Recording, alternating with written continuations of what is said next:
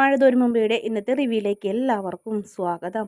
അങ്ങനെ നമ്മുടെ ബാലചന്ദ്രൻ വൈജയന്തിയോട് മക്കളെ ഉപദേശിക്കണം എന്ന് പറയുന്നു, പ്രത്യേകിച്ച് ബബീനെ. ബബീരെ ഫോൺ ആരെയൊക്കെ വിളിക്കുന്നുണ്ട്, ആ ഫോൺ ആരൊക്കെ ചാറ്റ് ചെയ്യുന്നുണ്ട്, എന്തൊക്കെ കാണുന്നുണ്ട്, ഇതൊക്കെ നീ ഒന്ന് അന്വേഷിക്കണം എന്ന് പറഞ്ഞപ്പോൾ ഇതൊക്കെ ഞാൻ മാത്രം നിന്നെ അന്വേഷിക്കണേ, നിങ്ങൾക്കും ഇതൊക്കെ ആയിക്കൂടെ എന്ന് ചോദിക്കും. പെൺകുട്ടികളല്ലേ, ഞാൻ അവരെ സ്വകാര്യത്തിലേക്ക് കടന്നില്ലെന്ന് കരുതില്ലേ, അത് തന്നെ ഒരു കടൽ പോലെയാണ് ആ മൊബൈലിൻ്റെ ഉള്ളിൽ എന്ന് പറഞ്ഞപ്പോൾ അതന്നെയാണ് പറഞ്ഞത്. അതൊരു കടൽ പോലെയാണ്, നമുക്ക് അതിലേക്ക് ഇറങ്ങി ചെല്ലാനൊന്നും പറ്റില്ല. നമ്മൾ അവരുടെ പ്രൈവസിയിൽ തലയിട്ടെന്ന് പറയും. മാത്രമല്ല നമ്പർ ലോക്ക് വരെയും ചെയ്ത് വെച്ചേക്കണമെന്ന് പറയും. അതൊക്കെ നിൻ്റെ മിടുക്ക് പോലെ ഇരിക്കും, നീ ശ്രദ്ധിക്കണം. അതുപോലെ തന്നെ രോഹിത്തിൻ്റെ കാര്യത്തിലും നീ ഒന്ന് ശ്രദ്ധിക്കാനുണ്ടെന്ന് പറയും. രോഹിത്തിൻ്റെ കാര്യത്തിൽ ഞാനെന്താ ശ്രദ്ധിക്കണേ, അവൻ എന്നോട് ഭയങ്കര വൈരാഗ്യമാണ്, അത് നീ പറഞ്ഞ് മനസ്സിലാക്കണം. അത് നിങ്ങൾ അവനെ കയറി അടിച്ചിട്ടല്ലേ, അതിൻ്റെ ഒരു ആവശ്യം ഉണ്ടായിരുന്നില്ല എന്ന് നീ അങ്ങനെ പറയുള്ളൂ എന്ന് പറയും. അവൻ്റെ സ്വഭാവം തീരെ ശരിയല്ല, പ്രത്യേകിച്ച് അവൻ അലീനോട് പെരുമാറുന്നതും മോശമായിട്ട് തന്നെയാണെന്ന് പറയും. അലീനോടൊന്നും അവൻ മോശമായിട്ടൊന്നും പെരുമാറണമെന്നില്ല, അവൾ വന്നതിന് ശേഷം ഈ വീട്ടിൽ പല പ്രശ്നങ്ങളും ഉണ്ടായിക്കണേന്ന് പറയും. ആ സമയത്ത് അവർ സംസാരിച്ചിരിക്കുന്നിടത്തേക്ക് അലീന വരും. അപ്പോൾ ചോദിക്കും, എന്താടി എന്ന് ചോദിക്കുന്നുണ്ട് വൈജയന്തി. എനിക്ക് പള്ളിയിലൊന്ന് പോകണം. പള്ളിയിലും പട്ടത്തിലൊന്നും ഇപ്പോൾ പോകണ്ട, അല്ലെങ്കിൽ തന്നെ നീ വലിയ റെസ്റ്റ് ഒന്നും പറഞ്ഞ് ഇവിടെ ഇരിക്കുന്നതല്ലേ, പള്ളിയിൽ പോകാൻ നിനക്ക് റെസ്റ്റ് ഒന്നും ഇല്ലയെന്ന് ചോദിക്കും.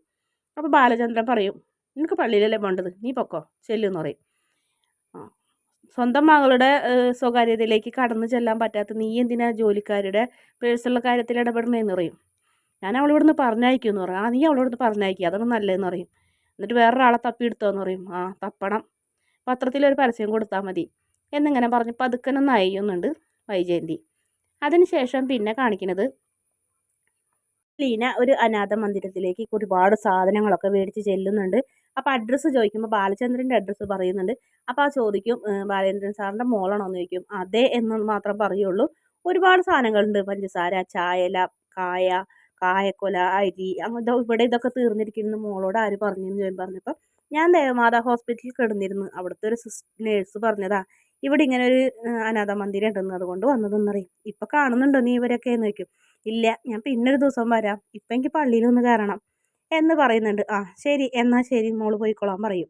അതിനുശേഷം രോഹിത്തിനെ വിളിക്കുന്നുണ്ട് ഹരിശങ്കർ. എത്ര ദിവസമാണ് നിന്നെ വിളിക്കുന്നത്, നീ എന്താ ഫോൺ എടുക്കാത്തതെന്ന് രോഹിത് ചോദിക്കും. ഞാൻ കാരണം നീ ചീത്താവണ്ടെന്ന് വിചാരിച്ചിട്ടുണ്ട്. എന്നാര് പറഞ്ഞു? ആ, അങ്ങനെ ഒരു സംസാരം ഉണ്ട്, അത് കാരണം കൊണ്ടാണ് ഞാൻ നിന്നെ വിളിക്കാത്തതെന്ന് പറഞ്ഞു. ആ, ഇപ്പം അതൊക്കെ പോട്ടെ, നീ എന്തിനാ എന്നെ വിളിച്ചത്? അവളെന്നെ വിളിച്ചിരുന്നടാ ഭീഷണിപ്പെടുത്താൻ. ആര്? അലീന. എന്ത് പറഞ്ഞിട്ടെന്ന് പറയും? 3 കാര്യമാണ് അവൾ പറഞ്ഞിട്ടുള്ളതെന്ന് പറയും. ഒന്നാമത്തെ കാര്യം അവളുടെ മൊബൈൽ ഫോൺ അത് കൊടുക്കണം എന്നാണ് പറയുന്നത്. രണ്ടാമത്തെ കാര്യം അവളോട് മാപ്പ് പറയണമെന്ന്, അല്ലെങ്കിൽ അവൾ പോലീസ് സ്റ്റേഷനിലും അതുപോലെ തന്നെ വീട്ടിലും സംഭവിച്ച കാര്യങ്ങളൊക്കെ പറയും. അവൾ പോയി പറയട്ടെന്ന് പറയും. അല്ലെങ്കിൽ തന്നെ ഇനിയിപ്പോൾ അത് ആരറിയാനുള്ളത്, എല്ലാവരും അറിഞ്ഞിട്ടുണ്ടെന്ന് പറയും. ഇല്ലടാ, ഇവിടെ ആരും അറിഞ്ഞിട്ടില്ല, അതൊക്കെ നിൻ്റെ തോന്നലാണെന്ന് പറയും. അതിനുശേഷം പറയും, മൂന്നാമത്തെ കാര്യമോ നിന്നായിട്ട് കൂട്ടുകൂടരുതെന്ന്. ഇപ്പോഴോ ഞാൻ പറഞ്ഞത് എന്തായി, നിന്നെ ചീത്തയാക്കണം ഞാനാണെന്ന് പറഞ്ഞില്ലേ എല്ലാവരും, അതാണ് ഞാൻ പറഞ്ഞതെന്ന് പറയും. അതൊക്കെ പോട്ടെ, നീ അതിനെപ്പറ്റിയൊന്നും പേടിക്കേണ്ടെന്ന് പറയും. നീ എന്നിട്ട് എന്തായി, അവളോട് മാപ്പ് പറഞ്ഞോന്ന് ചോദിക്കും. ഞാനൊന്നും മാപ്പ് പറഞ്ഞില്ല, നിർബന്ധമാണെങ്കിൽ പറയാമെന്ന് പറഞ്ഞു. അങ്ങനത്തെ മാപ്പ് അവൾക്ക് വേണ്ടാന്നും പറഞ്ഞടാ. അങ്ങനെ ഉണ്ടാവുള്ളൂ എന്നൊക്കെ പറയുന്നുണ്ട്. പിന്നീട് ഫോൺ ബെല്ലടിക്കണ കേട്ട വാതിൽ തുറന്നു നോക്കിയ അലീന. മനുവാണ് വാതിൽക്കൽ വന്ന് നിൽക്കണേ. മനുവേട്ടൻ എറണാകുളത്തിന് പോയില്ലേ? ഇല്ല, പോയിട്ടില്ല എന്ന് പറയും. ഭാഗത്തേക്ക് കയറി വായോ എന്ന് പറയും. അങ്ങനെ മനുവിനെ കാണുമ്പോൾ ബാലചന്ദ്രൻ പറയും, ഞാൻ നിന്നൊന്ന് വിളിക്കാനിരിക്കുകയായിരുന്നു, എന്താ നിങ്ങളെന്ന് ചോദിക്കും. നീ ഇവിടെ ഇരിക്കും, ഞാനിപ്പോൾ വരാമെന്ന് പറയും. ആ സമയത്ത് അലീന അവരുടെ അടുത്ത് വന്ന് നിൽക്കുമ്പോൾ അലീനോട് ചായ പറയും. അപ്പോൾ നിനക്കൊരു ചായ വേണമെന്നുണ്ടെങ്കിൽ ഇങ്ങനെ കൈകൊണ്ട് കാണിക്കണ എന്തിനാടാ ചായ എന്ന് പറഞ്ഞാൽ പോരെ. അവൾക്കറിയാം അല്ലെങ്കിൽ ചായ വേണമെന്നുള്ള കാര്യം. അലീന വേഗം ചായ എടുക്കാൻ പോവും. ബാലേന്ദ്രൻ ഒരു കവറായിട്ട് വരുന്നുണ്ട്. ഇതാണ് കത്രിക, ഇത് അലീനയുടെ വയറ്റിൽ കുത്തി കയറിയ കത്രികണി അവർ എനിക്ക് തന്നതാണ്. ഇതെൻ്റെ കത്രികണി, ഒരു ദിവസം ഇത് എൻ്റെ റൂമിൽ കാണാണ്ടായി, പിന്നെ അത് രോഹിയുടെ മുറിയിൽ കണ്ടു. അപ്പോൾ ഇത് അന്ന് അവളുടെ വയറ്റിൽ എങ്ങനെ കുത്തി കയറിയെന്ന് നിനക്ക് അന്ന് ഒരുപാട് സംശയങ്ങളുണ്ടായിരുന്നു. അന്ന് നിനക്കറിയായിരുന്നു സംഭവിച്ചത് എന്താണെന്ന്. അന്ന് എനിക്കറിയില്ലായിരുന്നു, നിനക്കറിയാമെന്നുള്ള കാര്യം. പക്ഷെ ഇന്ന് എനിക്കറിയാം എല്ലാം ഞാൻ മനസ്സിലാക്കിയെന്ന് പറയും. അലീന പറഞ്ഞോ എന്ന് പറയും. അലീന എന്നോടൊന്നും പറഞ്ഞില്ല. ചോദിച്ചാൽ ഒരു പക്ഷേ പറയുമായിരിക്കും, പക്ഷെ ചോദിക്കാൻ വയ്യടാ, അവളെ മുന്നിൽ ഞാൻ അങ്ങോട്ട് ചെറുതായി പോവും, താന്നില്ലാണ്ടാവും. എൻ്റെ അഭിമാനം പോലും സമ്മതിക്കുന്നില്ലടാ ആ പെൺകുട്ടിയോട് അത് ചോദിക്കാൻ. അല്ലെങ്കിൽ തന്നെ വൈജ അവളെ പറഞ്ഞു വിടാൻ നിൽക്കണ്, അല്ലെങ്കിൽ അവളിനി ഇവിടെ ശരിയാവില്ലങ്ങളെ, അവൾക്ക് ഞാൻ വേറെ നോക്കുന്നുണ്ട്, വേറെ എവിടെയെങ്കിലും ശരിയാക്കി കൊടുക്കണം. എടാ, അമ്മയുടെ കാര്യം എന്ത് ചെയ്യും? അമ്മയുടെ കാര്യം എന്തെങ്കിലും ചെയ്യട്ടെ, പറഞ്ഞു വിടാനൊന്നും നിൽക്കണവരാലോചിക്കേണ്ട, അതൊക്കെ അവരുടെ കാര്യങ്ങൾ ഇനി അവർ നോക്കട്ടെ എന്ന് പറയുന്നുണ്ട്. പിന്നെ ഈ കാര്യം നീ എങ്ങനെ മാനേജ് ചെയ്തു എന്ന് ചോദിക്കും. എന്ത്? ഹരിനെ റൂമിൽ പൂട്ടിയിട്ടിട്ട് അടിച്ച്. എന്തിനാ അടിക്കണേന്ന് അവൻ അറിയില്ല. അവൻ അതിന് ചോദിച്ചു. പക്ഷെ അവൻ തന്നെ സ്വയം പറയുന്നത് വരെ ഞാൻ അടിച്ചു അങ്ങളെന്ന് പറയും. എല്ലാം പറയിപ്പിച്ചു എന്ന് പറയും. അതുപോലെ രോഹിത്തിനെ അടിക്കാൻ അങ്ങൾ നിൽക്കണ്ട, അത് വൈരാഗ്യം കൂടുള്ളൂ, പ്രത്യേകിച്ച് അലീനനോട്. അതുകൊണ്ട് പിന്നെ ഞാൻ എന്ത് ചെയ്യണം എന്നാണ് നീ പറയുന്നതെന്ന് വരും.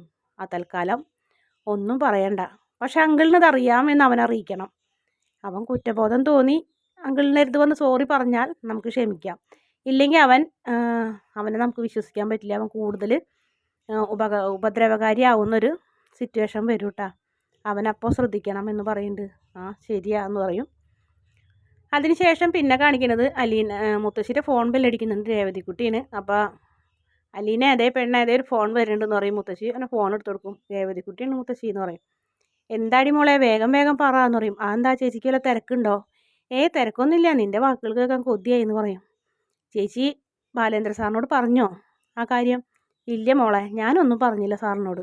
സാറിന് പക്ഷെ എന്തൊക്കെയോ സംശയമുണ്ട്. കത്രികര കാര്യമൊക്കെ പറയുന്നത് കേട്ടു മനുവേട്ടനായിട്ട്. മനുവേട്ടൻ പുറത്ത് പോയി, ഇപ്പം സാറും കൂടി പോയിട്ടുണ്ട്.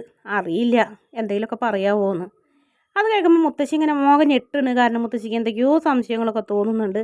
ഇല്ല ഇതെന്തോ ഉണ്ട് എന്നിങ്ങനെ മനസ്സിലാലോചിക്കുന്നു. അപ്പോൾ പെട്ടെന്ന് തന്നെ മുത്തശ്ശി അവിടെ ഉള്ള കാര്യം ഓർത്ത് പറയും, മോളെ റേഞ്ച് കിട്ടണില്ല, നീ 2 മിനിറ്റ് കഴിഞ്ഞിട്ട് വിളിക്കുമെന്ന് പറയും. അങ്ങനെ അലീന ഫോൺ കട്ട് ചെയ്യും. മുത്തശ്ശി റേഞ്ച് കിട്ടണില്ല, ഞാനൊന്ന് പുറത്ത് പോയി നിന്ന് സംസാരിച്ചിട്ട് വരാമെന്ന് പറയും. എടി പെണ്ണേ എന്നൊക്കെ പറഞ്ഞ് മുത്തശ്ശി വിളിക്കുമെങ്കിലും കൂടി അലീന വേഗം പോകും. 2 മിനിറ്റ് കഴിയുമ്പോൾ രേവതിക്കുട്ടി വിളിക്കും. ചേച്ചി എല്ലാ പണിയിലാണോ എന്ന് ചോദിക്കുമ്പോൾ ആ ചെറിയ പണിയെന്ന് പറയും. അമ്മിക്കല്ലും ആട്ടുകല്ലൊക്കെ എടുത്ത് ആ കൊച്ചമ്മ മുന്നിൽ വെച്ച് തരുന്നുണ്ടാവുമല്ലേ ആട്ടിക്കോളാൻ പറഞ്ഞിട്ട്. അങ്ങനൊന്നുമില്ലടി, ചെറിയ ചെറിയ പണികളൊക്കെ ഞാൻ എടുക്കുന്നുണ്ട്, അല്ലാതെ കാര്യമായിട്ടൊന്നും എടുക്കണില്ല എന്ന് പറയും. 2 മിനിറ്റ് എന്ന് പറഞ്ഞാൽ നീ കുറേ കഴിഞ്ഞിട്ടാണല്ലോ വിളിച്ചത് എന്ന് പറയും. ഞാൻ അപ്പോഴത്തേനും മാമച്ചനങ്കിളിന് കുമ്പളങ്ങ ജ്യൂസുമായി പോയി എന്ന് പറയും. അതെയോ? അത് പോട്ടെ.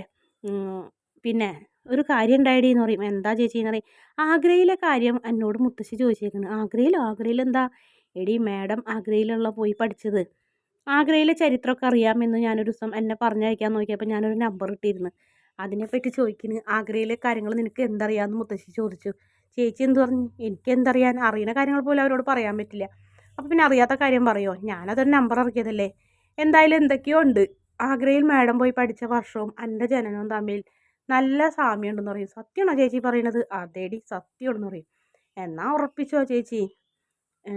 പക്ഷേ അങ്ങനെ തിരുവനന്തപുരത്ത് നമ്മുടെ അനാഥാലയത്തിൽ ചേച്ചി വന്നതെന്ന് പറയുമ്പോൾ അത് തിരുവനന്തപുരത്തായിരിക്കും പ്രസവിച്ചിട്ടുണ്ടാവാന്ന് പറയും. അത് ശരിയാ, ഭാഗ്യം കൊന്നു കളഞ്ഞില്ലല്ലോ. അത് തന്നെ ഭാഗ്യം എന്ന് വിചാരിച്ചാൽ മതി, അവരെ സ്വഭാവം വെച്ചിട്ട് എന്ന് പറയുന്നുണ്ട്. അതിനുശേഷം പിന്നെ പറയുന്നുണ്ട്, അങ്ങനെയാണെങ്കിൽ ചേച്ചി ഉറപ്പായിട്ടും ചേച്ചിയുടെ അച്ഛൻ ഒരു ഹിന്ദിക്കാരനാവാനാ വഴി. ആഗ്ര എന്ന് പറഞ്ഞാൽ ഹിന്ദി ഒക്കെ സംസാരിക്കുന്ന സ്ഥലമല്ലേ, അപ്പോൾ ഹിന്ദിക്കാരനായിരിക്കും എന്ന് പറയും. മോളെ നീ പറഞ്ഞു വരുന്നതെന്ന് പറഞ്ഞിങ്ങനെ അലീന ഞെട്ടി നിൽക്കുന്നതാണ് ഇന്നത്തെ എപ്പിസോഡിൻ്റെ അവസാന ഭാഗം. നാളത്തെ ഭാഗത്തിൽ അലീനനെ കാണിക്കുന്നത് ആ സമയത്ത് ആ അനാഥാലയത്തിലെ 2 കന്യാസ്ത്രീമാർ സംഭാവന മേടിക്കാൻ വേണ്ടി വന്നേക്കാണ്. അവർ വന്ന് പോകുന്നൊരു ഭാഗമാണ് കാണിക്കുന്നത്. അപ്പോൾ ബാലചന്ദ്രൻ വരുന്ന നേരമായിരുന്നു. അപ്പോൾ ചോദിക്കുന്നുണ്ട്, നീ എന്താ കൊടുത്തതെന്ന് ചോദിച്ചു. അവർക്ക് സംഭാവന 2000 രൂപ. ഓഹോ, ബാലചന്ദ്രനേക്കാളും വലിയ പണക്കാരിയായോ നീ എന്നൊക്കെ ചോദിക്കും. അതിനുശേഷം ബാലചന്ദ്രൻ സ്നേഹത്തോടെ അവിടെ പിടിച്ചിരുത്തി അലീനയ്ക്ക് ഭക്ഷണമൊക്കെ കൊടുക്കുന്നുണ്ട്. ഇതെല്ലാം കേട്ടും കണ്ടും മറിഞ്ഞ് വൈജയന്തി കലി തുള്ളി വരുന്നു. നിന്നെ ഇവിടെ നിന്ന് പറഞ്ഞയച്ചാൽ തീരുമല്ലോ നിൻ്റെ ഈ അഹങ്കാരം എന്നൊക്കെ പറയും. പറഞ്ഞയച്ചോ, പക്ഷേ മേഡം പറഞ്ഞിട്ട് ഞാൻ പോവില്ല. പിന്നെ നീ ആര് പറഞ്ഞാലും എൻ്റെ പോവാന്ന് പറയും. സാറ് പറഞ്ഞാൽ ഞാൻ പോകും, അല്ലാതെ മേഡം പറഞ്ഞാൽ പോവില്ല. നീ എന്നോട് തട്ടിക്കയറാനൊക്കെ തുടങ്ങിയോ എന്ന് ചോദിക്കും. വാക്കുകൾക്ക് അർഹതപ്പെട്ട മറുപടിയാണെങ്കിൽ ഞാൻ കൊടുത്തിരിക്കുമെന്ന് പറഞ്ഞ് അങ്ങനെ വൈജയന്തിയുടെ നാവടച്ചുന്ന ഒരു ഭാഗമാണ് പ്രൊമോയിലും കൂടി കാണിക്കുന്നത്.